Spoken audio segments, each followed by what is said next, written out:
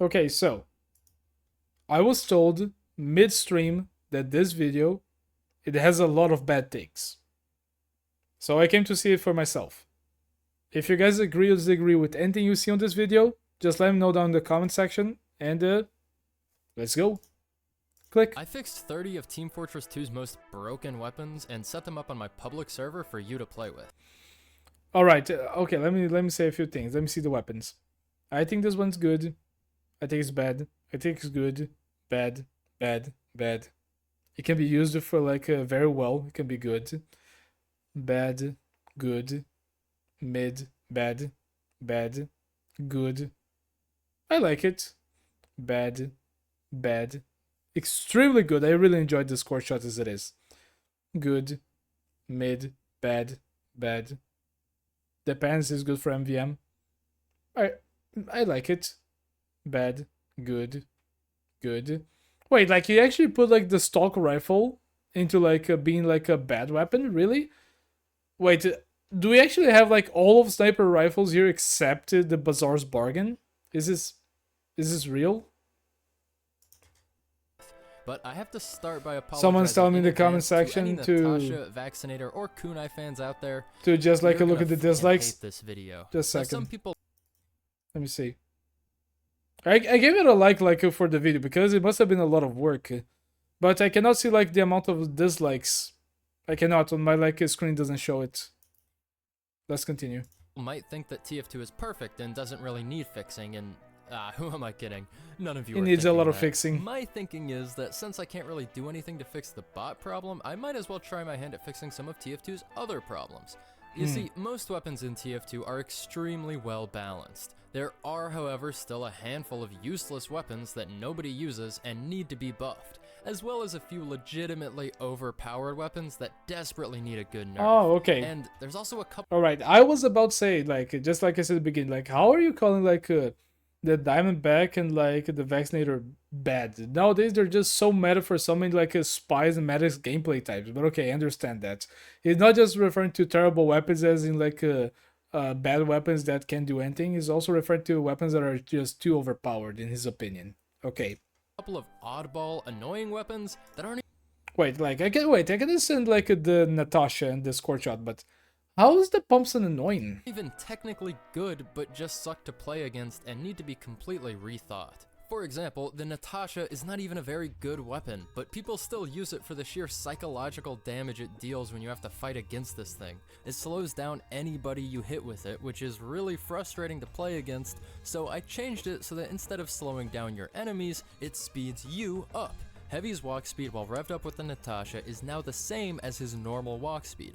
However, he still can't jump or switch weapons quickly, so there is still some incentive to not be revved up all the time. And Heavy is still the slowest class in the game, so he's not going to be chasing you down with this thing, don't worry. But I mean, so far it seems that you are chasing like people down because you have a medic with you.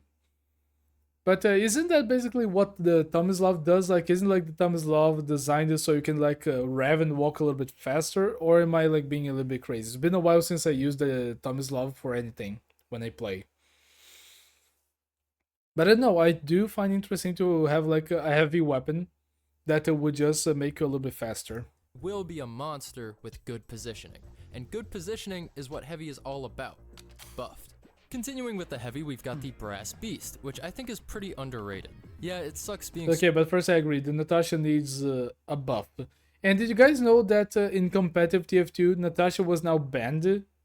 You cannot play with Natasha anymore just because like it makes enemies go slower. So for scouts and demons and soldiers, it's just horrible.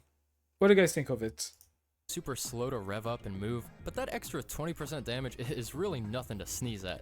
This weapon is great when you're already revved up, but since it takes so long to rev up, it makes repositioning pretty dangerous. If you need some ammo or a health pack, you better have a shotgun handy because the Brass Beast or is medic. Just too slow to protect you while you're walking from point A to point B. To help with this, I simply doubled the minigun's ammo capacity. The weapon that makes it hard to reposition safely now gives you some extra time before you need to reposition. Buffed. And for the final minigun... Alright. I can definitely see this being an interesting point. But I still think that the minigun, this one, will still like be mostly just used for MVM. I don't see like a lot of people using it. The Brass Beast will still like just be used for the same amount of like heavies or the same amount of players just as it was before. I don't see like any difference whatsoever into like the usage of the weapon in the future just because it has more ammo. It can be used in the same maps with more frequency, but it's not gonna change like the usage of the weapon overall. At least the way that I see it. change, the Huo Long Heater. I personally love the concept of this weapon, but Yeah, let's but face she's horrible. it's flat out useless. The Rings of Fire are a great gimmick, but losing 4 ammo a second to produce them is a mighty price to pay, and it doesn't end up being worth it 95% of the time. It only does 12.5% more damage to burning players, and they're usually only burning if they're already up in your face, which means that any minigun would really tear them apart anyways. At mid-range, the damage bonus is nice, but it's not worth coordinating with your team's pyro just for that 12.5% more damage. I think this weapon should really encourage the heavy to link up with a friendly pyro for a crazy 2-man team, but in its current state, it just doesn't do that. It's too normal. It feels like a normal minigun with less ammo. It's a little less damage most of the time and a little more damage sometimes, but nothing stands out about this weapon other than the Rings of Fire, which, granted, are epic as hell. I decided to increase the damage penalty to minus 25% so it's harder to fight non-burning players, and instead of doing 25% more damage to burning players, it does 33% more damage in the form of mini crits, which end up turning into the normal minigun damage when combined with that minus 25% damage penalty because of math. So what's the point? Well, mini crits are unaffected by damage falloff, so fighting a burning target close up won't really be any different. But fighting a burning target at mid-range or long range will be absolute hell for them. I'm hoping this will give the Huo Long Heater a more specialized role in the game, but since I haven't actually used these weapons in an actual match before, I'd love for you guys to play on the server yourself and tell me what you think. Buffed. Now for some... Okay, I don't know about this one because like this weapon for heavy is just like I would say like the worst one out of the bunch. Period. So this one is the most difficult one to rebalance. And I think that the way to do it is just like to reduce the amount of ammo that it consumes, you know, when you have like revved up. And I think that you should just, instead of like applying like in different like rings that just start spreading, you know, you just like leave it activated the whole time. Because there are like many videos that I've seen in the past, and even like a gameplay wise, where you just see like a spy coming in, jumping in the right second, and just stabbing the heavy either way, not being like broken, like or just spotted because of like the fire of that is just emanating from the heavy. Just I think that I would just leave the fire present all the time, as if it was like the flamethrower activated, you know, like it to an immediate like a surrounding of the heavy. I don't know about like just reducing the damage to non like burning players, because it feels like it's either gonna be like extremely weak when you have no pyros, or it will just like force like someone to go pyro so you can combo with the heavy. I don't know. It feels like a very situational buff, and I don't know. I don't think I liked this change specifically. sandwiches. The buffalo steak sandwich is now eaten twice as fast and deploys and holsters a good bit faster too, Okay. allowing for high damage melee heavy to be less of a premeditated gimmick and more of a spur of the moment plot twist. Okay, that would be cool. That would be nice. And the Delocus bar. Okay, I can say I like that one because like it's so hard for you to just use melee as heavy. So if you could just like eat that quickly and go into any fist fight in just a second, I can really get behind that. I actually like that change. I like that one. Is now eaten 4 times faster and deploys and holsters significantly faster, making it more of a mid-battle snack rather than a full-course meal.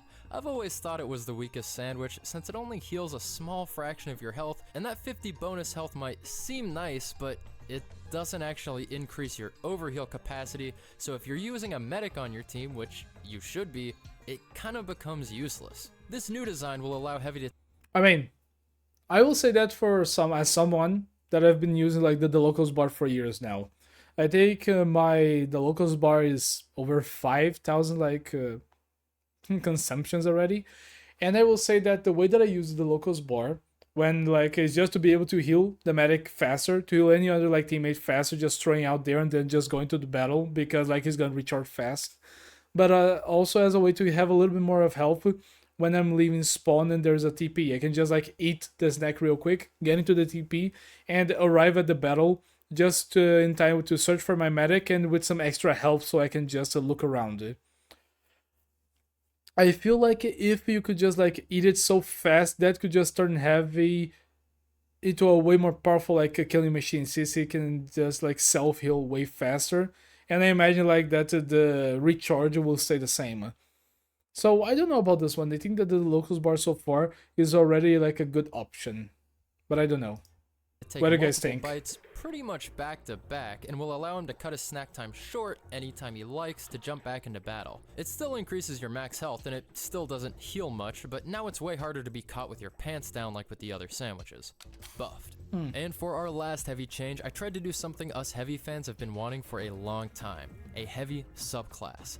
If you don't know, a subclass is basically any weapon or combination of weapons that radically changes how a class is played while still allowing them to fill their niche role. Think Huntsman Snipers, Demo Knights, and Battle Engineers.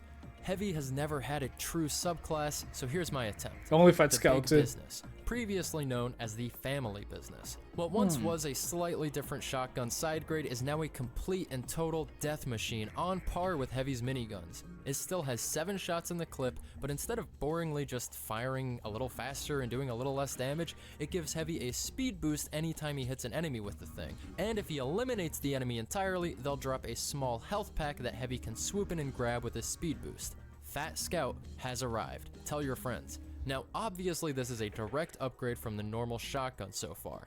And not only that, but that also adds the gimmick for the candy cane for a scout. And it is a direct upgrade to the normal shotgun. Until you switch to your minigun and realize that 75% of your ammo is gone, permanently. Which means no spam fire, no busting up sentries, and 75% less ammo from all ammo packs and dispensers. You've really got to use your minigun sparingly, if at all, if you're gonna run the big business. Buff. Alright, I don't know if I like that too much. Simply because the fact that I think it's interesting, someone that would like give you a buff for your secondary weapon, and it would just basically just handicap you when it comes to your primary weapon. It's the same like thing with the Demo Man and having the ability to just go full Demo Knight, but losing your main weapon and your secondary weapon for the shield and the boots. But just like getting like less ammo for the ammo packs, it reminds me of like that Arabian sword from Demo Man. I don't know the name, I never use it, but not being able to just get that much ammo from like dispensers or like packs that you get on the ground just feels like you're gonna just be running out of ammo so quickly, and it's gonna be a pain to be able to get the ammo back. I don't know also about like the dropping like a health pack thing. I think that is a little bit too much. But if the weapon would just makes you like have like a little speed boost, I would get behind that. And I also would get behind on like just having less ammo into your primary like weapon on your primary minigun. But I don't think that dropping like the health pack and just having less ammo together would just be good, because I think that that would just make people just keep like just would just leave them stuck to the dispensers, or the heavy would just like keep going back and forth between spawn point, or you would just even like steal ammo from the engineers. I think that would be a little bit too much. And so far, we've only seen like a buffed weapons. Heavy and all the goodies he got for Christmas this year, but buffs aren't the only thing I'm dishing out today. Okay. It's time to move on to a class that has had it too good for too long. These nerfs are long overdue. Some of you are gonna love this, and just as many are probably gonna hate it, but let's just face the facts, it has to be done. I knew it's it. Time to nerf the sniper. I knew all it. Sniper rifles have their primary... Okay, when this video was recommended by me, and it was recommended by me by someone on the live stream right now, I'm doing this on the live stream, and the person who recommended me is right there in the chat. He told me that the main like takes that were bad takes were about sniper. So let's see, this was like the main reason why I got into the video.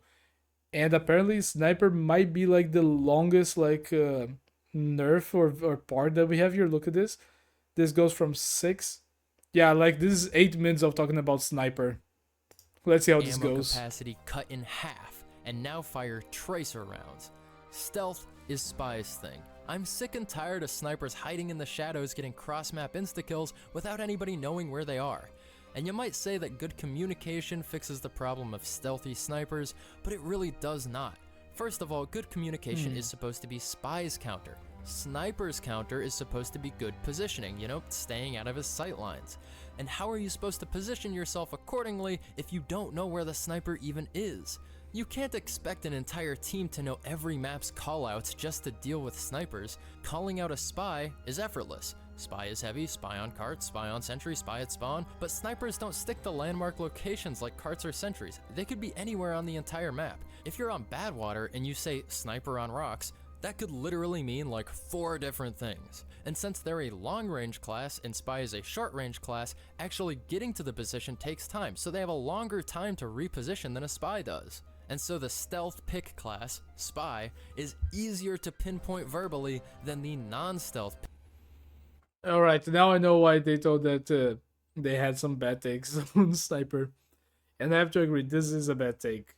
Because by my experience, and I think that most of like the community experience, yeah, Sniper can be annoying. Yes, like being headshot like from across the map, it can feel like, oh, okay, this is bullshit. Lazy Purple said that himself, and many other YouTubers said that. But I think that just giving traces to like any like sniper rifle, it just feels a little bit too much, you know? Because like when you're killed by a sniper, okay, you're like, damn, he got me. You're killed again. Okay, he got me again. I need to be more careful. But when he gets you more and more times, this either is gonna be in a game that you're just gonna be losing like anyways, or like if there's still a chance to win and you have like some liberty to go around the map, like in a capture the point or something like that, in payloads a little bit more difficult. But if it's a map that you have liberty to just walk around and just to flank maybe, people are gonna go after the sniper. And I will say this is some part of the fun of playing against sniper, is just like being able to get to him and just show him that you're not so clueless after all. I don't know, yeah, so far I don't like the idea of just like putting like tracers on every single sniper weapon. I don't like that idea. Pick class, Sniper. That is a massive fucking problem. If a spy kills you without you ever seeing him or knowing he exists, you think, man, what a good spy player. If a sniper kills you without... Okay, no. I have to say, people don't think that most of the time, okay, that's a good spy player. No, they think, oh my god, this fucking motherfucker just backstabbed me. I'm gonna go get my revenge. My team's so stupid. Okay, this is like what the majority of players think once they're killed by a backstab. Because honestly, it's just that, like... But instead, like with the sniper, he might be on like the other side of the map and anything. And that's on him. He's like being a sneaky sniper and he's just like picking easy kills. But a spy backstabbing you is either because, okay, the hit registration for the backstab is stupid. And yes, I will say that, and I just what I think, because it's just so weird to say where's like the back on the player, because it's a complete like 90 degrees, you know, for what is the back. So face stabs are a thing because of that. Second is because your team didn't check or they didn't like protect you once like the spy jumped into play. Or third, you were not paying attention. So I think that between being killed by a spy and a sniper has way more ground of just infuriating you than a sniper. A sniper might be a little bit more frequent depending on the map, but a spy, it just feels way worse. You ever seeing him or knowing he exists, you think, well, that's an annoying spot. How am I supposed to fight against that?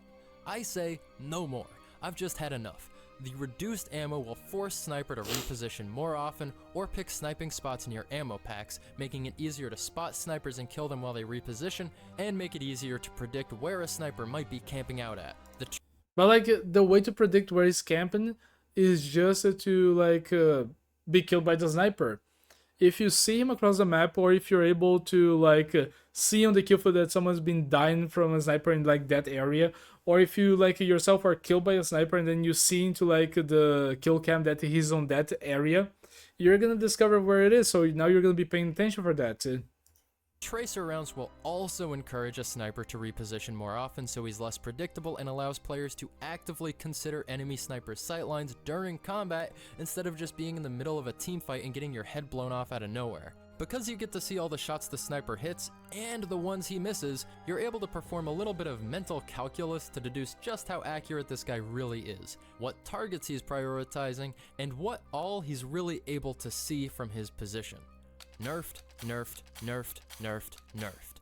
And now it's time for the old switcheroo, the Hitman's Heatmaker, which is the exception to literally everything I just said, because this guy does not fire tracer rounds unless the focus ability is activated. I did, however, increase the body shot damage penalty from minus 20% to minus 66%. A normal sniper rifle does 150 damage on a fully charged body shot. I don't know if it's because like I just never used that, but I don't have any good memories of playing with that weapon. I don't know, it just feels too underpowered for me. It just doesn't feel natural. It's a weird weapon for me. And the Hitman's Heatmaker does 50. It is the weapon of the tryhards. If you're a truly elite sniper who never misses a shot, you won't notice any of the sniper nerfs as long as you use this weapon. But if you think this weapon sucks, then I have one recommendation for you. Get good. Nerfed. And if you're somebody... Okay, I have to visit this take. So basically he doesn't like sniper. He's nerfing all of the sniper rifles, except for that one on that regard, like because it has a silencer. And his answer to like the complaints about like the weapons just get good, I don't know, I can get behind like this viewpoint. I don't think it's a good view. I think that sniper is just getting a lot of like the short end of the stick just because he doesn't like sniper. I agree that this weapon needs a buff. It's like not as like for a sniper, but the weapon itself needs a buff. It cannot be nerfed even more. But I don't know, like, I think that every single sniper rifle we're gonna see is just gonna be bad, who isn't thinks it? about game design sometimes, you probably know that by giving every sniper rifle tracer rounds, it inadvertently buffs the Machina, which used to be the only rifle to have that downside. Which is why the Machina now slows down your move speed just a little bit to make up for all the extra damage you get to do. Oh, this is even worse. I like to play with the Machina, but it just being even more slow. You're just gonna make us like you said you don't want like snipers to keep on the other side of the map. You don't want them to just stay in the same spot, in the same place. But this is gonna incentivize people to do that. If you cannot like move around, if you cannot just like have the movement to just try to go for like a quick scopes or something like that, how do you want them to like just go around like and just be more creative with the positioning and be more worried about positioning once you cannot just move? Oh, dude, that change hurts my body. I am a Machina player. That just hurts me so much to hear. And now that I'm done being the bearer of based news, it's time to get to the fun stuff. Sniper secondaries. I'll start with the smallest change. That one the needs Cleaner's Carbine, that one which now needs a has change. highly increased accuracy to make it more of a mid-range finisher weapon, distinguishing I it can from the agree with that. SMG's close range capabilities. Buffed. Oh, and remember... Yeah, I can get behind that. Sometimes like the SMG is already like quite well accurate for like mid-range and close range, but I could agree that once you use like the buff, you just get like a more like accurate shooting. I can agree with that. I like that. How fucking boring the Darwin's Danger Shield is. I mean, come on. Fire resistance?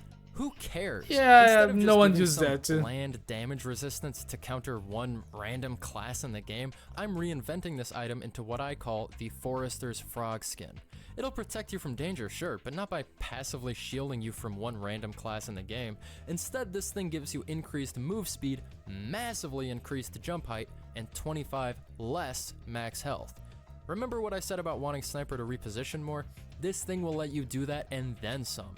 You can reposition yourself right in front of some dude's face and lodge an arrow into it, or simply jump back and forth between health packs and high ground. You can now go where no sniper has ever gone before. Nobody will see it coming, but they will be able to react strategically due to the tracer rounds, unless you use the Heatmaker, in which case I think I may have just unleashed the mother of all tryhards. Dude, I think this guy has been playing a lot of like Widowmaker because this is a horrible change. Basically, Sniper can just jump higher than Scout, like in almost a straight line. Like, I don't know, like with some weapons, like you want to take away the mobility, you want Sniper to be noticed, and now Sniper is just a frog, like leaping left and right. I don't know. like this sounds like a meme video. Like the beginning of the video sounds like a serious video, but every single change we saw with sniper just seems like a very big like hate letter against snipers, and they're just giving things that would make people either hate to play it or would just make sniper even more try hard. I don't know. Buffed. The Razorback is getting a similar treatment. Instead of shielding you through mobility, this one actually will shield you passively. Not being able to be overhealed was kinda stupid, so I removed it. I understand why it was Wait, there. what? It was being able to be overhealed was kinda stupid, so I removed it. I understand why it was there. It was to I didn't prevent know a that, sniper from being able to tank a bunch of revolver shots through the overheal while simultaneously being immune to backstabs. But don't worry, because I've removed the backstab immunity. It still discourages backstabs though, because it soaks your stabber in Jarate for 8 seconds, so if you're playing around your team, you are sure to be avenged quickly after your death. It also increases your max health by 25 like the danger shield used to. Now it's harder for a spy to stab you and harder for him to shoot you to death, but both are still possible. I don't like that change. Let him finish. Unlike with the old Razorback, where it forced spies to use their revolver. The health bonus also means you get a little bit more out of health packs and can be overhealed to 225 health, which I think will combo nicely with the Huntsman and hopefully won't be too unfair to fight against. I mean, surely a pocket soldier is still going to be more dangerous than a pocket Huntsman sniper, right? I've also been calling this one the wet blanket instead of the Razorback because I just imagine Sniper wearing a huge pea-soaked blanket on his back that coats spies in Jarate for stabbing him. Nerfed, but only kind of. I don't like this change because this just basically changes the entire like use of sniper when it comes to that item. The Razorback is supposed to be an item that is like put on sniper if you're having problems with spies. But how are you getting problems with spies to the point that you need the Razorback? Because you're usually in the back line, you're being protected by your team that is in the front line, and the spies being able to get around and to kill you.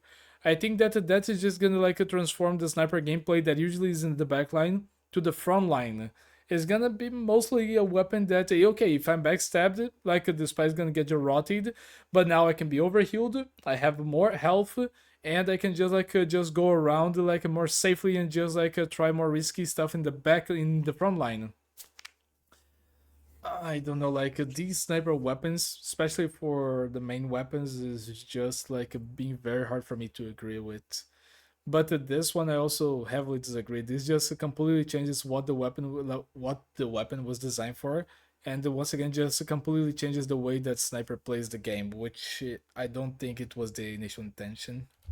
And now for the Cozy Camper, which is exactly the same as it used to be, except that it now puts your max ammo to a whopping 40, so that you can, camp.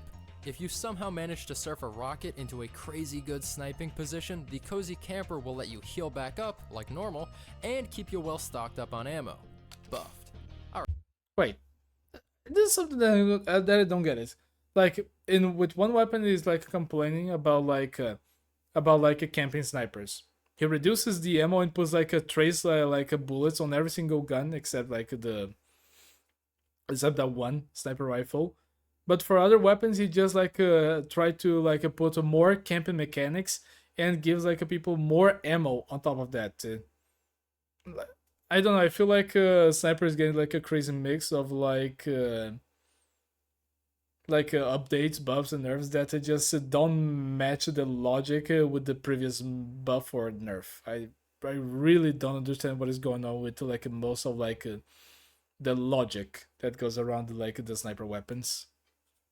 Alright, time to talk about a weapon that should be cool, but isn't. The Shahancha. A little extra damage when below half health and a little less when above, that's just kinda lame. It's not that impactful. Okay. So I changed each instance of 25% with 70%. That's right, 70% more damage when low on health, 70% less damage when you're healthy.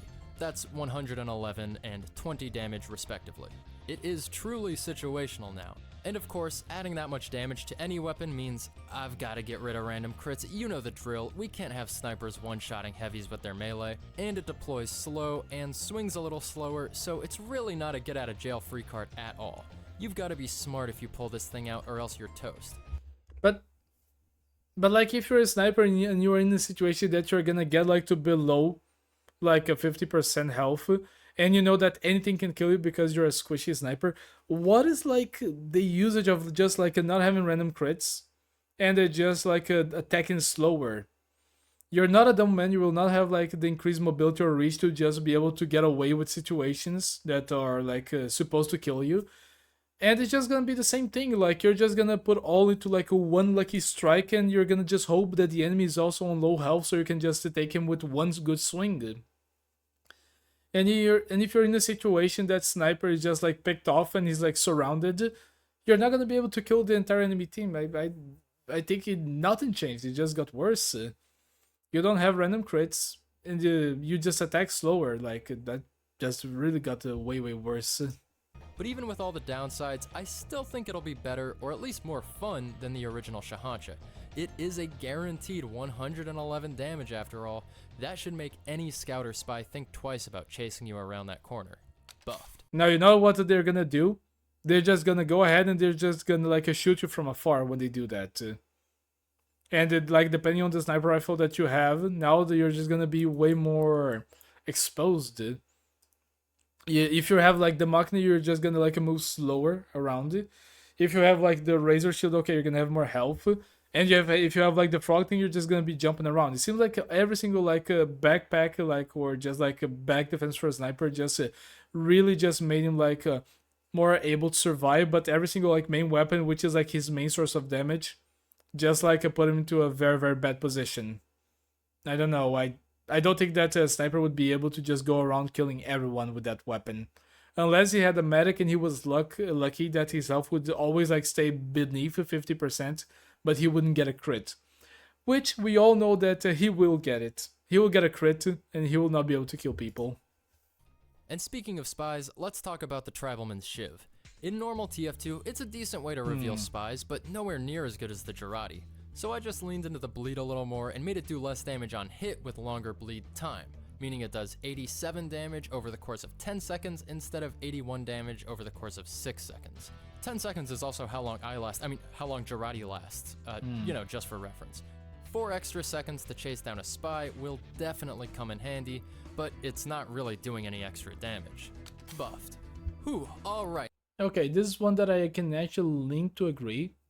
Because like since the whole thing of the weapon would just like to trace spies, sorry. I can agree. Increase the time, same damage. Yeah. It might give like the spies some more time to just find some ammo pack or to just get away of the situation. But I think that it will just be more interesting for the weapon. Maybe the kills with this weapon will stay the same, but I feel like it would increase like the power a little bit. Yeah, I think that is like the first like change that I can agree for a sniper. Right, that was a lot of changes for just Sniper and Heavy, but I think we can all agree that those are the classes that needed them the most.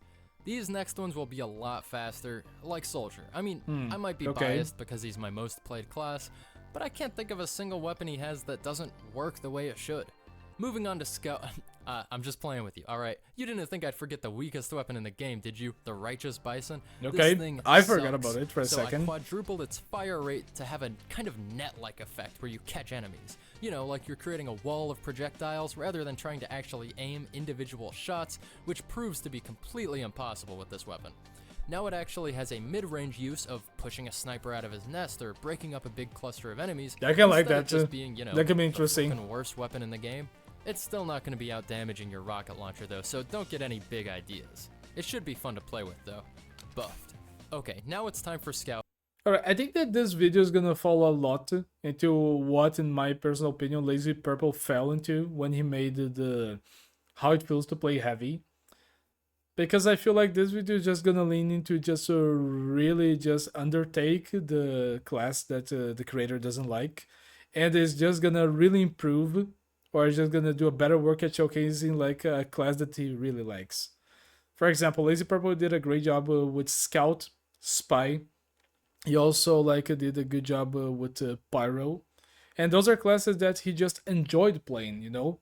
But when it came to the heavy, I felt like he had to force himself a little bit more to just find points that would be interesting to talk about heavy, and most of them were, in a lot of ways, in my opinion, more negative than good when he was just describing the class and the way to play it, you know.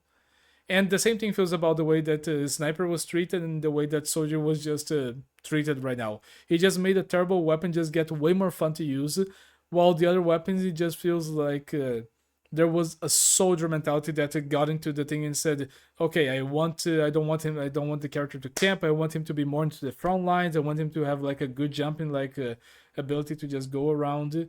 It just it just felt like it wasn't like a sniper changing a sniper. It really felt like a soldier changing a sniper now. Out for real this time. Again, you might hate me for saying this, but I think Scout doesn't have a single overpowered weapon. I am making this for you guys though, so if you all really think the Force of Nature or Criticola need to be changed, I'm willing to work with you guys there. But for right now, I'm just gonna change the Candy Cane and call. Honestly, I can agree on that. I wish that we had like the baby face blaster and the soda popper to just go back to just increase it, you know, like their ability to charge up like their buffs, just the way they used before. Like you do damage, you increase like the babyface blaster like speed, but you don't lose it by taking damage. You just go back to just losing it if you double jump. And the same thing can be said for the soda popper, because back in the day you would charge with movement. The more you would run, like the more you would charge, and it would just feel better. Charging like the soda popper with damage is just really bad for me nowadays. I never see anyone using the soda popper unless it's just for like the A pose and scout like jumping around meme. But I agree that the candy cane needs a buff. So let's see what the creator has to say about this. Call it a day. Instead of 25% more damage from explosives, which ends up making this thing too situational, I'm just gonna go all the way and give him 25 less health for equipping the item. And to balance it out and make this thing actually fun, I've made it so that the health packs enemies drop when you kill them now fully heal you, along with every other health pack in the game. Meaning as long as you don't take too much damage all at once, you could theoretically go on a total rampage with this thing, or a sugar rush, if you will. Buffed. And for the third I think I will stay neutral on that, because I can see a lot of scout mains not enjoying losing health, and at the same time, I can really see a lot of people just going for like the all-in loadout with scout on this. Because a lot of scouts, if they're good, scout is one of the classes that has like the highest ceiling when it comes to skill. You can just get like extremely good with scout if you get there. But I don't know. I think I'll have to stay neutral. So far, I'm like more leaning to enjoy this change, but I am not certain. I'm gonna have to stay neutral on this one, but I kinda like it. I don't know. class that barely gets changed, Demo Man. I'll be honest, I'm just gonna buff the shit out of the Caber and move on with my life. I agree with no that more too. damage nerf. In fact, there's a damage buff. Triple damage to buildings. You heard me. I want to live That would in be a world where cool. Demo Man can charge headfirst into a distracted sentry That gun would and be destroy cool. everything in the vicinity, including himself. This one definitely needs playtesting, but I'm praying to God that it works the way I want it to. I miss the because old this Caber image too. is We just all do. hilarious to me. The next change might be considered a downside, but really it's just another upside, which is that the Demo Man's Ullapool Caber deals more damage to himself, enough to guarantee that the Demo Man dies even if he's overhealed. Now normal, sane people will see this as a downside, but Caber users are not normal, sane people. They don't want to live after they've lost their Caber. That's all they've got going for them. It's the only thing they care about. Dying immediately after using it just means you get to respawn quicker, which means you get your charge replenished. Especially if you're using it in a life or death situation that someone tries to ambush you, and you just go ahead, you pull the camera, it goes, you might like this, and go, pah, and just kills everyone in the surroundings. The old Caber was fun because of that, because if you could, you would just like pull it up, kill someone instantly, and then you would just like go to respawn, and you would like get a new one from the locker. That was the fun part. It was basically, you're not gonna take me with you, and you just explode with it, or you just survive. That was the fun part of it. But yeah, the Caber needs like to have a comeback, and maybe a way that it kind of nerfs them in some ways. You know, if you can just like keep going back to the respawn to get a new one. Faster, which means more. So it's Caber. interesting. It's all upside. I kind of like this.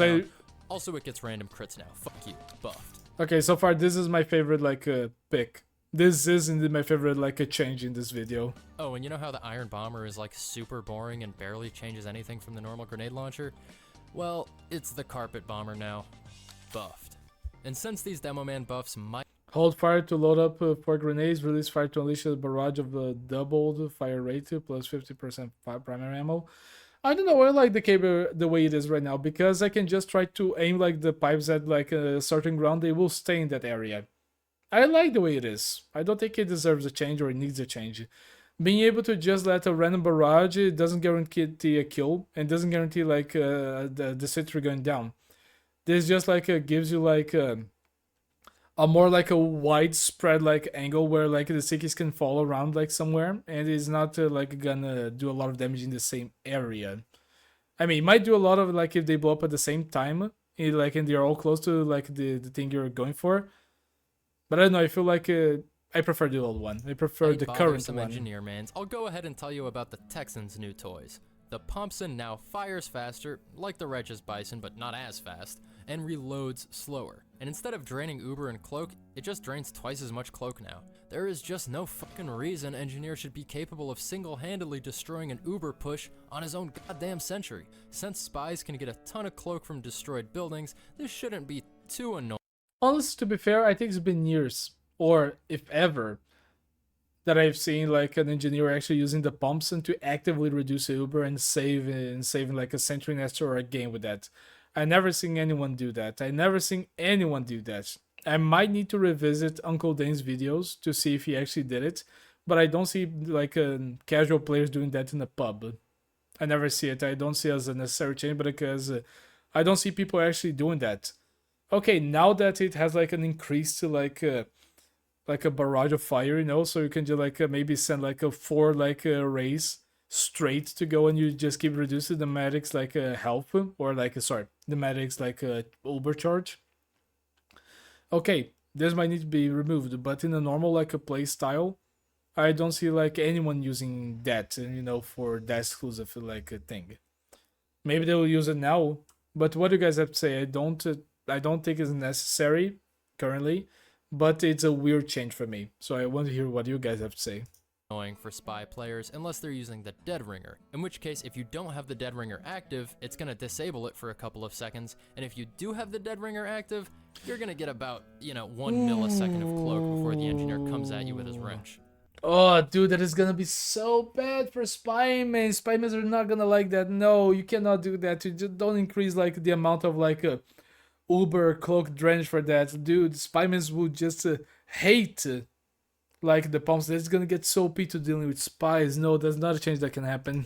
I think it's about time we saw some Dead Ringer counterplay from engineers. I hate like playing spy, but Okay, I think that's time too to much. Make every engineer main watching this very angry. The Jag is too strong, it just is, everyone uses it, and for good reason. The repair penalty is barely even a penalty due to the increased swing speed. I think the Jag should be great at getting buildings up quick, but bad at keeping them up. So I increased the repair rate penalty from minus 25% to minus 40%. You can still use the Rescue Ranger to repair quickly, so this shouldn't be too bad, but I'm really tired of the Jag reigning supreme over all the other wrenches. Nah, I don't like this change. I think it should stay the same. Maybe like a change the Eureka effect to do something more than just TPing, but no, I think the Jag should stay the same. I've had so many like moments that because of like the difference in healing from a normal range to the Jag, I lost the sentry because I could not land the third hit. Like the Jag just really works if you have like a safe area with some maybe ally engineers and some like allied players to protect you, but if you don't have the third attack for the Jag, can really be the doom for your sentry nest. Nerfed. Hopefully this change will give other wrenches a chance, like the Southern Hospitality. It's my personal favorite and the one I always use. No spy expects you to pull this thing out, so it's hilarious to smack him in the face with crazy damage and watch him squirm away bleeding. I think it's honestly one of the most underrated weapons in TF2, and hopefully with this Jag change, that will stop being the case.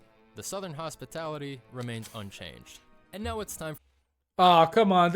Oh, dude, you just really broke like all your commentary on the previous like weapon. So like the whole segment for like the Southern Hospitality is like, okay, now that we nerfed the previous weapon, now people might give this one a chance. Dude, no, don't do that. You can't do that. That is such a bad thing. Come on. If you want to like it to leave it as it is, don't put it in the list. Like, How can you like make so like questionable changes like to sniper, but like on this weapon that it really needs a change, needs a buffs to people to use it around, you're gonna keep it unchanged just by like saying, oh, now that the Jag is nerfed, people can use this one. No, the weapon will still remain bad. People will just use like the normal wrench or the Eureka effect. No, or the gunslinger. That weapon's still gonna be considered bad by most of like the engineer mains. People are not gonna use that. For us to discuss what, in my opinion, is the most hair-wrenching stat in all of TF2, the Eureka Effect's 20% metal penalty. I hate this stat so much. It is so unforgiving. A medium ammo pack used to give you everything you needed for a dispenser, but not with the Eureka Effect. A large ammo pack doesn't even let you fully upgrade your sentry or dispenser. What is this chicanery? Yeah, this is it's annoying. so unfun to use, and it throws off your entire engineer rhythm. The taunt teleportation, granted, is awesome, but I never once in my life have used this weapon with a smile on my face, except for during weird ninja-neering shenanigans that only really work if you don't build a teleporter entrance, which makes your whole team look at you like you're an asshole. And the construction speed boost penalty is fine, but I think a more fun wrench would look something like this. Keep the cheaper teleporters, keep the taunt teleportation. Dude, if we actually like had all of like the weapons and like the way that they would work, like we saw with the Shork's latest video for like what the buys and the pumps and the Eureka effect would supposed to look like, those would be amazing. Like if we actually had like a whole new sentry dispenser to come along the Eureka effect, people would be using this in so many different occasions. And yeah, I say that the Eureka effect needs a change because other like than Ninja I don't see the fun or like the playstyle fitting into like any other like situation. Feature, make teleporters two-way, you heard that right, two-way, and make teleporters build 50% faster. This opens up all kinds of team-oriented teleporter shenanigans and will ideally make payload and 5CP maps more fun since your old teleporter exit can become your new teleporter entrance. It's clearly the teleporting man's wrench, so it only has one downside. Sentries fire half as fast, meaning half damage and half knockback. And they're just as expensive to build, so this is really a kick in the lug nuts. I imagine this new Eureka effect being great with cooperative engineering, giving all the engineers on your team the ability to teleport back to spawn through your two-way teleporters and resupply their metal while they focus on keeping up the sentries. You could even do things no engineer has ever thought to do, like not placing the teleporter entrance at spawn and instead placing it somewhere on the battlefield itself, essentially allowing your team's heavies to be in two places at once or having an elevator between high ground and low ground. I'm really happy with this design, and while it may not be perfect, I'm hoping you guys can give it a shot and let me know what works and what doesn't. I don't like that idea because basically you're giving like the thing an MVM upgrade while you're reducing one of the main features for engineer, the sentry. Like, what is like the deal? Like, if an engineer dies, he goes to spawn, he's gonna get full metal and he's gonna be able to go back into the action. I don't see like any like uses like for a reduced like fire like speed sentry in exchange for like dual way teleporters, unless you have an engineering NASA with a lot of engineers. I don't know. So far, I didn't like it. I don't think that the Eureka effect would be like doing good in that direction, and I don't think that like having the sentry nerfed just so you can have like a dual way teleport is gonna do any good like for the game. I think that people will just like walk around and they're just like, gonna keep doing what they do. They would most likely prefer to go and die to the enemy team trying to hold their advance than to like teleport and go like to the final point since they capture like the current one. I didn't like this change. No. Doesn't. Alright, now it's spy time, and these changes are my favorite. Remember when I said that a select few weapons in TF2 are legitimately overpowered? Well, my friend, most of them belong to spy. First, the Diamondback, which gets you a full I mean, considering that he's a class that can just like insta-kill any other class with no matter how much health they have, and considering that like a character's like a backstab is basically considered like a 180 like percent of like their model with some weird like gimmicks to it, face stab. I can imagine that. Yeah, a spy like that knows how to play around with the hitboxes and like positioning can do a lot of damage. Let's see. Crit every time you stab someone or sap a building. You might think of it as similar to the Frontier Justice, but they are actually exact opposites. The Frontier Justice gives you crits when your sentry gets destroyed based on how many kills it had, meaning as an engineer, your damage only goes up immediately after your damage and defenses went down. One goes up, one goes down. Yin and yang, push and pull, that's called game balance. The Diamondback doesn't fucking do that at all. It increases your damage when their damage gets decreased. It has You a get point. crits when their heavy gets stabbed, when their sentry goes down.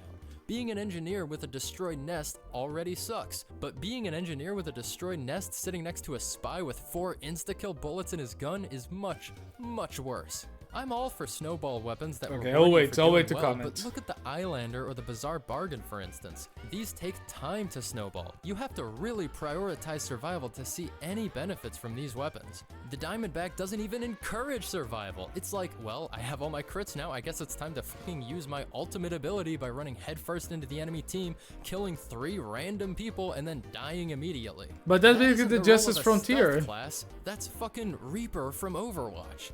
I'm fine with this being the damage gun, but Jesus Christ, that's just too much damage. So with that in mind, I am proud to introduce you to the Diamond Back-to-Back. It's just like the normal revolver, except it's only got 2 bullets. But if you manage to take someone out with the first bullet, then you've got 1 second of critical hits, enough time to fire. Wait, okay, I have to comment this. I agree that it can be annoying to have like an infinite crits on that weapon, and I would agree that a cap for the amount of crits that you can shoot straight away are good, like 2 or 3 crits at most stored.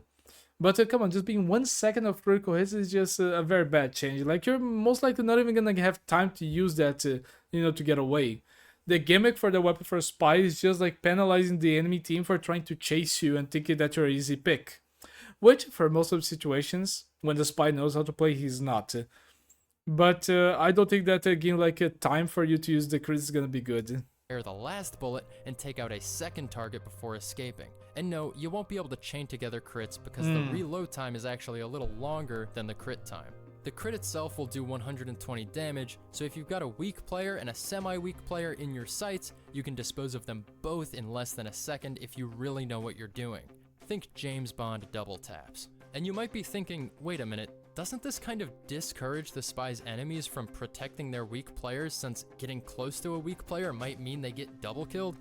And yeah, it does. Wait, I need to hear that again. Discourage the I need to hear that Bond again. double taps. And you might be thinking, wait a minute, doesn't this kind of discourage the spy's enemies from protecting their weak players since getting close to a weak player might mean they get double killed? And yeah, it does. That's the point. The spy's disguise kit already makes the enemy team not trust their teammates and not want to get near them because they might get backstabbed, and the Diamond Back-to-Back pushes that concept even further. With this new design, I'm hoping that a spy can break the enemy team's psychology just as well as he can stab their backs. I absolutely adore the idea for this item, but I can totally see it being broken in practice, so you guys will again have to try it out and let me know. Nerd. No, I think that it's gonna be broken in a very bad way. I think it's gonna be broken in a bad way because people are just not gonna want to risk it. Like, I imagine that you're playing against bots in a lot of these videos, so that's why you're being able to use like them in the way that they're intended. But for example, playing like with like just behind the sniper in that positioning, it's not a good play as a spy. Like, you're just gonna like stay there waiting for the time that he will like get to low health when that time may never come. You had like a player leaving the spawn, going to do something else, and you just like safely return to your hiding spot, but that's not gonna happen most of the time. I suck at spy, but at least I know that spy needs to play quick. It cannot just like keep waiting, like exposed like that, like in the way that you were playing, waiting for like a chance for the snipe to get below 60. Like you could have just done like so much more, like in the game, like if you were just playing normal, like with a dagger, and that's why like spy usually needs to have like revolvers that have like some sort of like special ability to do more damage, like the I forgot the ambassador. Thank you myself. Thank you. You're welcome. Because the ambassador and the Diamondback, they will like allow spy to just do a lot of damage in a single moment from a distance if they need to. he is able to throw off like the enemy from afar or like from mid range if he's being chased. But I really didn't like the change for the Diamondback.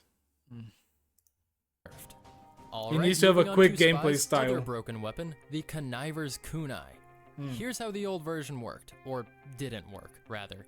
You sneak around with low health until you get a backstab, and upon a successful backstab, immediately gain a ton of health to help you escape.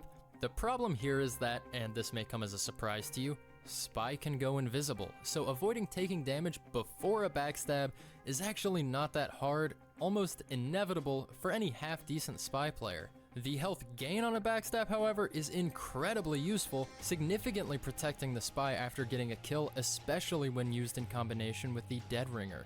The weapon's downside does not have as big of an impact as its upside, by definition making it unbalanced. And here's another shocking revelation: Spy is not a tank. Giving him the health pool of a Pyro or Demo Man anytime he's in danger distances him from his core design mechanic of stealth. Cause who needs stealth when you can take 2 rockets to the face like they're stale Cheetos? And to top it all off, we already have a knife that helps Spy escape. This is something that, as I just said, like, it kind of feels weird. And like this whole commentary is really based off a lot on like what the person who created this video likes and what he doesn't like. The class that he likes and the class he doesn't like. For example, like, what is the problem with that? Like, he just now told that Spy supposed like let me play it back for you guys so I can comment on making it unbalanced. Look at this. And here's another shocking revelation: Spy is not a tank. Giving him the health pool of a Pyro or Demo Man anytime he's in danger distances him from his core design mechanic of stealth. Cause he was just complaining, saying that it was like dumb that a sniper could shoot like from across the map in a hidden spot, when sniper's supposed to be like a class that does that. But now he's saying that like these weapons that make him like stay far away from like his intended design is bad.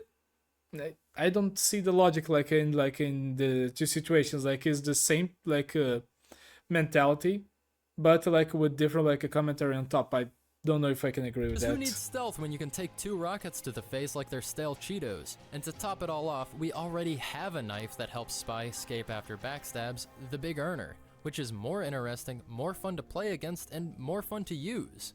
So what did I do about the kunai? I can disagree on the part of like a more fun to use, because if you're using both of them extremely well, the kunai just helps you to stay alive the longest. So why wouldn't you want that? Why would you want to be exposed? Like, even though you're running faster, why would you want to just have like a more speed when you could just have more health and stay in the middle of like the like the enemy team for longer, you know, and even lurk around for longer. I don't know. Hey, well, I might have actually made it worse. Please do not hate me for this. I turned it into a throwing knife. Just hear me out, okay? It was already one of the most unbalanced weapons in the game, right? So I'm willing to get experimental and try out this potentially crazy overpowered design. I think it'll work, but I could see it totally blowing up in our face. It's just a little more melee range. That's it, right? You've still only got 70 health with no health regen, plus it deploys a little slower too. It could be balanced, right? I mean, maybe, who the hell knows? Nothing like this has really been tried before for Spy. But remember all those cool throwing knife designs on the Steam Workshop? Didn't you ever wonder what could have been? The kunai already looks like a throwing knife. I just took it a step further and actually made it one. I'll be honest, the rest of the balance changes I've made in this are, you know, based on luck. I mean, you haven't turned into a throw weapon. You just increase the reach. It's like the same thing to say that the Devilman is like throwing all of his swords at the enemy because it has increased the reach. Unless you're actually like clicking to throw it and you're losing the knife for a few moments. Just like that Spy like ice knife that he loses when it's burnt away and he needs to recharge it. Is not a throwing knife. You're just like giving Spy like more power by increasing the reach of like the backstab. Logic based on experience, based on good design principles. But this one I just kind of vibed out. I'm sorry if it sucks. We can always change it later if we need to. Nerf. Yeah, I feel like says like he said that he's a bad Spy player. I'm also a bad Spy player. I feel like the design that he's enjoying about this is just that playing Spy and going for one kill just got easier for new players with that. Because Spy has a problem that he's not like the fastest class but he can still like have a lot of problems catching up to certain class. I think that like for scouts, snipers, medics, and pyros, I don't think that he will be able to reach them into a default like a run speed. But with this, he might as well be able. Like it would just like be easier for him to just jump from around the corner, backstab someone, and then just jump back. Like if the person is running past, yeah, like the spy just jumps down, he's gonna need to chase him, and he's gonna need to wait for the person to just back away a little bit so like he can get him. But with this, he can just jump, backstab, and like go back to business. Or even worse, he can just like stay behind. He can just stay behind the corner, backstab someone, and not even be seen by like the enemy team that is just like at the side of said killed player. I don't know. I feel like for the comparison that he was using, that this doesn't fit the weapon at all. It's not like he's not throwing the weapon. The weapon is not recharging. You just gave him like an extended reach for the knife. It doesn't like fit the design that it was given right now. I hope. At least in my opinion. Alright, time to get back to the realm of reality. The Enforcer is pointless, and it's time for it to be changed. Yep. Forget everything you know about the Enforcer. I'd like to introduce you to l'Exécuteur. You'll never guess what that's French for. With this thing, you've got 1 bullet per clip, less damage, less reserve ammo, and 2 times slower reload speed. Pretty good so far, huh? It only has one upside too. On hit, bleed for 8 seconds. That's 64 damage, way less DPS than the normal revolver. You might be thinking that it'd be sounds very impossible bad, to get any dude. meaningful kills with this thing, and you know, you'd probably be right. But maybe you don't need to. Hit a sniper with this bullet and he'll bleed for 8 seconds, taking up to 64 damage if he doesn't find a health pack. Yeah, that's less damage than shooting him with the normal revolver, but this isn't about damage. The sniper will be bleeding for 8 seconds, which means flinching for 8 seconds. Are you starting to get the picture? He can still like kill you with 1 hit if he hit you. That sounds like a horrible change. What about any other class? What about heavies, soldiers, medics? You're just gonna try to rely on your dagger. Like you're gonna shoot him once to change to your melee weapon, and that's it. You're just gonna like pray that you get a backstab. No, that doesn't sound like a good change at all. Oh, I don't know. Like as I said, like the beginning, it feels like a lot of the class that he doesn't play or he doesn't like are just getting the short end of the stick. But all the classes that he actually likes are just like getting really buffed on this, or just getting passed completely. Sniper already has the ability to disable Spy's cloak for 10 seconds with the Jarate or the Tribalman Shiv, and now l'Exécuteur turns the tables. It lets Spy disable Sniper's aim for 8 whole seconds. But don't worry, snipers, you can always equip the Cozy Camper to avoid flinching if this becomes a real problem. Buffed. And how I can we wouldn't talk consider it about buff. Spy without discussing No, that's not a buff. That's a nerf. That's completely a nerf. Pyro? And what would a Pyro discussion be if we didn't bring up everybody's favorite flamethrower, the Phlogistinator? This weapon is going to be unchanged, because I don't think the Phlogistinator is the guilty party here. The Flog is the fall guy. The real culprit is the Scorch Shot. This thing. Well, I don't think he's completely on the score shot. The score shot just makes it easier for the pyro to just be able to charge up the damage. But I like the Phlogistinator. I kind of agree that I don't want it to be changed. I remember the time that the Phlogistinator was actually using Uber during, like the duration of the oomph. So, I play a lot of Phlogistinator on my streams. And when I play it, you know what happens? There are moments that I just need to panic and pop off that in the middle of the enemy team, and they instantly kill me. The Phlogistinator can be bad, it can be powerful with the medic. The same thing if you have a demo man with a medic, or a heavy with a medic, or a soldier with a medic, with the right Ubers and everything. But the Phlogistinator alone doesn't do a great job. You need to have like the right map and a good team to back you up when you advance. And I don't think that you would just be winning with the Phlogistinator in any match.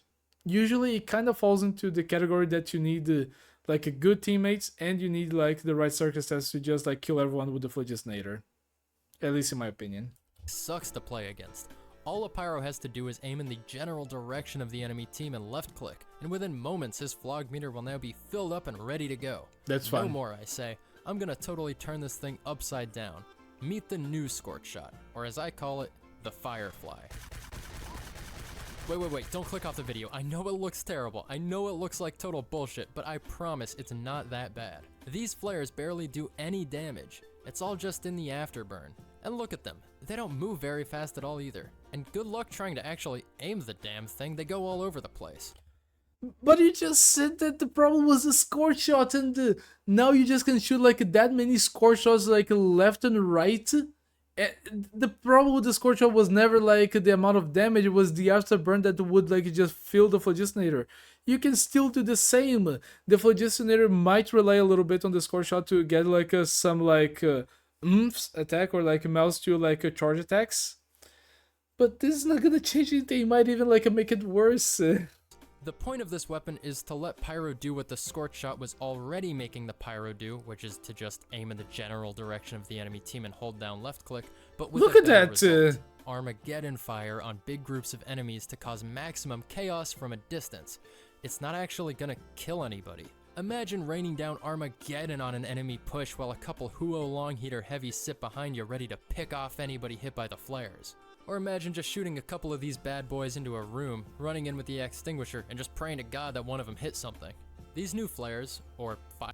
No, I don't like this. You're just turning like a weapon that is more of like a weapon to annoy the enemy team to like a hit or miss weapon. I didn't like that change. Really just an But I will say, I use this weapon a lot and I liked my playstyle with this weapon. I am having a biased like opinion on this moment. So, you guys can just consider like an opinion to not be taken seriously because I'm biased on this one. Convenient distraction. They're not hard to dodge at all if you're paying attention to them. But you do have to pay attention to them. I really think this will still manage to be less annoying than the old Scorch Shot. Maybe that makes me look like an idiot, but I don't care. Nerfed.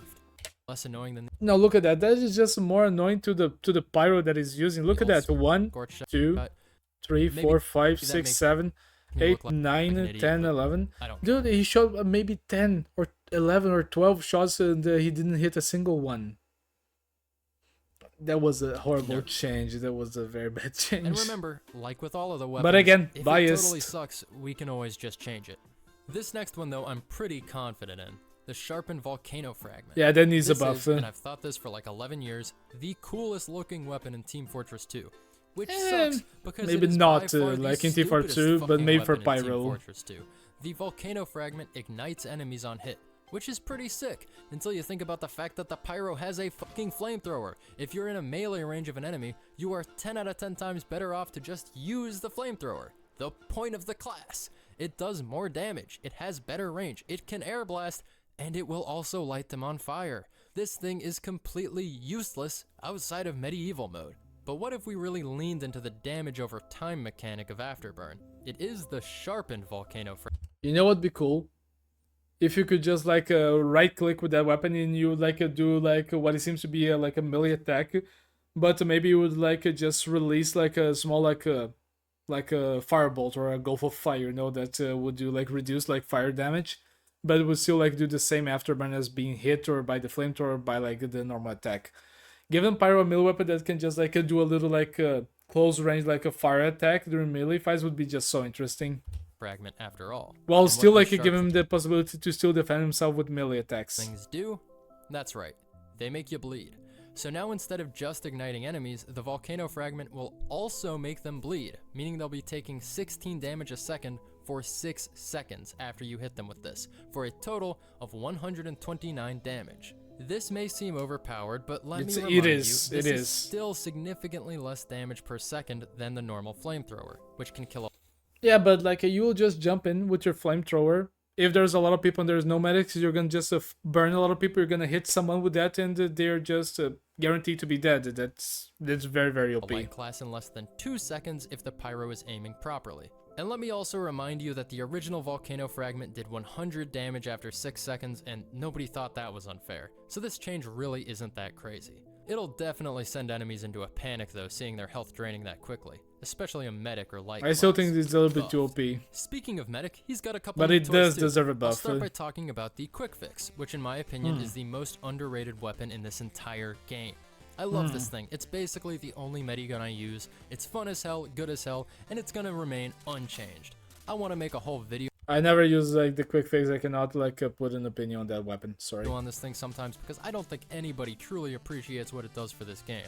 Alright, now for the real changes. The Vaccinator. We all know this thing is overpowered. The 75% damage resistance I remember the time that everyone would shit on the Vaccinator. Then out of nowhere, people started using it because they saw the possibilities. They saw like how much actually like just having like the mastery of like the like switch buttons between like the damage resistance just got like incredibly good.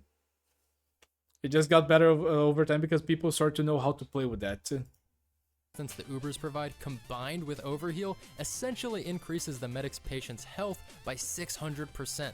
To put that in perspective, an Overhealed Heavy with the Vaccinator Uber has a functional 1800 health against whatever damage type the medic chooses. That's basically just an Uber charge, except you get 4 of them and they charge twice as fast. If the medic's patient is somehow fighting a soldier, pyro, and scout all at the same time, then yeah, the damage resistances aren't gonna block everything. But most of the time, it's pretty easy for the medic to see what resistance is needed at any given moment and switch to it. You basically win any possible 2v1 with the click of a button. This whole item needs a serious makeover. I'm completely getting rid of the damage type resistances and replacing it with a single invulnerability Uber charge that lasts a little less than 1 second.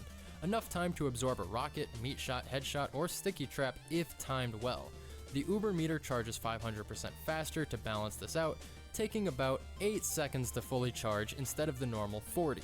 I want this Uber to feel like a defensive parry instead of like a full hand of get out of jail free cards.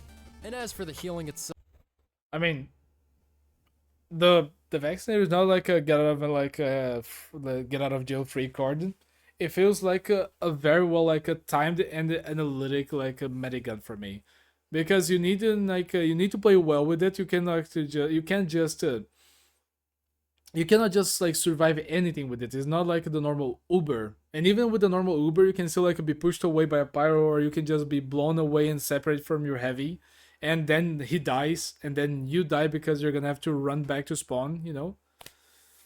But I don't know, like I feel like just changing to like an Uber that lasts just a second is gonna be like very weird. I think it's gonna take a lot of like the characteristic of the weapon out, and it's just gonna turn to like a less powerful Uber. I so far I don't like the change. I leaned into the vaccination theme of the weapon by giving it an 80% reduced overheal that never depletes. For reference, this will give an overhealed soldier a permanent 220 health, until he takes damage of course, in which case he'll need to be Oh, now it got too again. strong. I want it to feel like you're vaccinating your teammates for the upcoming It battle got too and strong having now. the survivors run back to you to get their booster shots once the overheal has been taken away by the enemies. I think this will be more fun, more unique, and most importantly, a lot less powerful. Nerfed. And then like given like extra health like that will just stay with your teammates. I think that's very strong, even more than overheal, because you can overheal your teammates. They're gonna go to on their own way, and they're just never gonna use that healing. And I don't know, like so far I don't like the change. I don't like the change. I think that it got strong because of like that like a max overheal that never goes away until they get like hit or damaged. But I did not like the change that it just removes like the resistances and just gives like a 1, 2, or 2 second like Uber. So I didn't like that change. And now for the syringe guns, or as I call them, the syringe guns. They're all getting changed, starting with the stock syringe gun. I really wanted to avoid changing stock weapons, but this one is just so incredibly terrible that it pretty much forced my hand here. I think a plus 10% faster firing speed and plus 20% faster deploy time will give it that little extra kick it needs to be a defensive tool for anyone popping up in your face. Buffed. Okay. And as for evasive tools, we've got... So far, yeah, I can agree with that one. I'll have to play it to see. But yeah, I can agree that they kind of need a little like buff for medics to defend themselves. The new Overdose. The old Overdose used to increase your move speed while equipped based on your Uber charge percentage, which is kind of cool but mostly pointless because if you have full Uber charge, you're probably going to be keeping your medigun out in case you need to pop it, making the Overdose's speed boost completely null. I removed this whole Uber charge percentage thing and just gave it a flat 15% speed boost and 20% jump height bonus while equipped, which kind of... I don't know about like the jump height. I think this is like the soldier main like talking again. I think that, and I don't mean this like in any disrespectful way, but like a soldier just like to have mobility, and I think that just give like extra jump like height for classes. It feels a little bit weird, you know, especially to classes that are supposed to be more grounded, like medic and the sniper. I don't know. But I can agree that an extra movement for a medic can really like keep him out of trouble. At the same time, you can just like keep him like more safe from snipers and spies. It So fits so with the far name I can because agree it's with like the this medic is one. taking drugs. The Blutsauger gets a simple change. Killing enemies makes them drop a small health pack in addition to its normal stats. Buffed. Which leads pretty naturally into the next change, Okay. the Vita Saw. Let's just be real, this thing is so stupid. You can hit an enemy to preserve 15% of your Uber charge on death, but why would you do that if you could just equip the Uber Saw and get a 25% boost in your Uber immediately? I agree with that It's encouraging too. the medic to make risky melee plays, but instead of rewarding It doesn't him with reward, extra yeah, survivability exactly. like the Uber Saw does, it just makes dying a little bit less punishing. But you're way less likely to die in the first place if you just stay back with your medigun instead of running in with the Vita Saw. It's totally counterintuitive, so I'm changing it completely. It gets a minus 20% firing speed, just like with the Uber Saw, but instead of gaining Uber on hit, you gain health on kill. A good bit of health too, a whopping 100. And it can overheal you too, like the old kunai. I mean, consider like the amount of crits that medic gets. I think that we actually might get a lot of battle medics with In this one. combination with the Blutsauger, I think we'll finally have a truly interesting battle medic subclass. But I don't think that will be the Vita Saw's only purpose. In combination with the Overdose, you could run in quick, nab some overheal Wait, quick question: would like this primary like a weapon he has, increasing the speed, would he be as quick as a scout? off a weak target and switch back to the Overdose to get the heck up on out of there. The same maneuver that you Oh might no, do just with the while Uber equipped, Saw, okay. but for a very different result. Buffed. And so that's pretty much it. I tried fixing some of TF2's crappiest items. And I know you might be thinking, you know, that's cool and all, but how do you know if these changes are actually balanced? And the answer is, I don't. I have a decent bit of game design experience, but if I'm being honest, I really need your help with this project. Just by playing on the server, whether or not you use the changed items or not, you'll be helping me to see how these changes affect the actual gameplay. And if you want to take it a step further, you can join my Discord server and tell me directly if something feels unfair. Or you can share this video around to some friends and help populate the servers. These changes are not permanent. I expect there to be some problems, so I'll be updating the rules when necessary to try and maximize the fun you guys can have on the server. I truly believe TF2 is the greatest game ever made. It's at least the greatest game I've ever played. And by continuing to make these balance changes as a community, I think we can get it to a state we've never seen it in before. A new golden age. An Australian age, if you will. Call me a dreamer, but I think it's possible. Maybe we can even make the heavy update sometime. But for now, if you want to try these weapons out, head on over to grouchland.net and hit connect. And if you're annoyed that there aren't enough servers, you can fix that problem by clicking this Patreon button. There's a couple of very fine folks that already have, and I owe this entire project all to them, especially my main man Zindy. Oh, and also thanks to Fish Stick on a Stick and High GPS for their contributions to TF2's ongoing balance discussion. And if you ever somehow get bored of TF2, you can click that lightning bolt icon on the website for a guaranteed good time. Alright, that's it from me. See you on the server. Alright. So far, we've been sitting here discussing like changes for over an hour. And before I get to my final conclusion, I just want to say that this video was recommended by me with like the lure of saying that there was a lot of bad takes in this. And even though I can agree that, in my opinion, there's like a lot of bad takes and changes that I wouldn't personally do, I don't want this video to just be like in its core like a video to shit on the creator and say that he's just like doing a bad job.